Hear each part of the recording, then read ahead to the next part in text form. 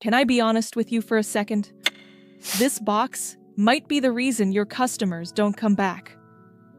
A lot of brands choose packaging like this to save money. And on paper, it makes sense. But here's what actually happens. It quietly lowers your brand's value. It makes your product feel ordinary. And your customer never tells you why. They just move on to the next brand. Now look at the difference. Premium custom packaging doesn't just protect your product. It protects your brand. Before the product is touched, trust is already built. It tells your customer, this brand pays attention, and quality matters here. If you're building a serious brand in 2026, your packaging should do more than just hold a product. Elite custom boxes, where packaging becomes a brand experience.